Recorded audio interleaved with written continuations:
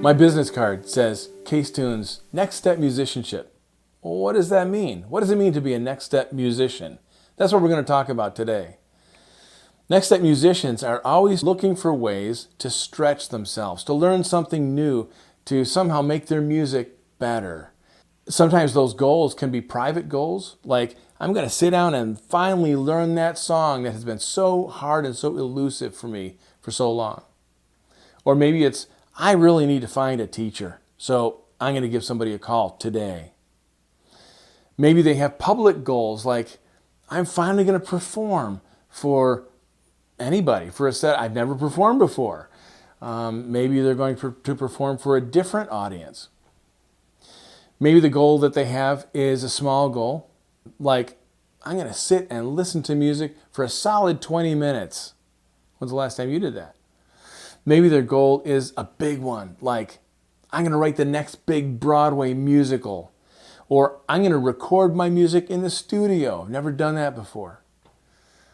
Sometimes next step musicianship goals can be predictable, like I'm really going to buckle down this week. I'm going to practice every day. Every musician knows you need to practice. I'm going to make a point of practicing every day.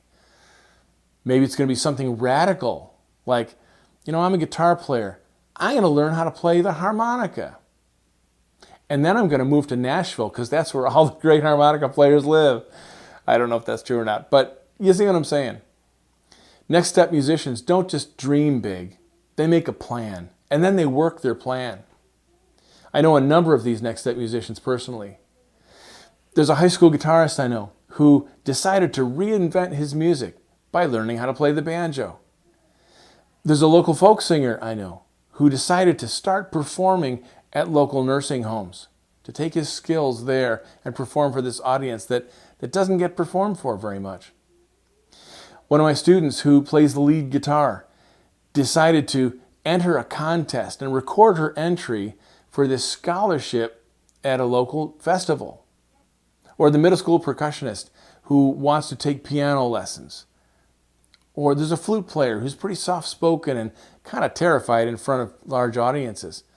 And yet she decided she was going to take her skills and step up and play on her church's music team anyway, even though she was afraid. Or a retired gentleman who's been playing wind instruments all his life for community bands. But now he decides to stretch himself by learning how to play the guitar. And there are so many more examples I can think of. If you're a beginner in music, maybe your next step is to find a teacher.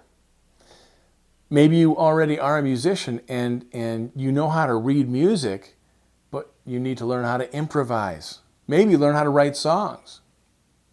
Maybe you're already a songwriter, but what you need to do is get yourself in the studio and record those songs and then give them away to your friends. It can be really exciting when you take those next steps. It can also be a little scary because you're attempting to do some things you've never done before. But when you see yourself doing those things that you've only dreamed of, it's not only exciting, it's addicting. And it's never going to be enough. There are always next steps to take. So let me ask you today, what are your next steps? What is it that you want to do that you need to make a plan for? What are your next steps in music going to be? Thanks so much for watching. I'll see you in the next video.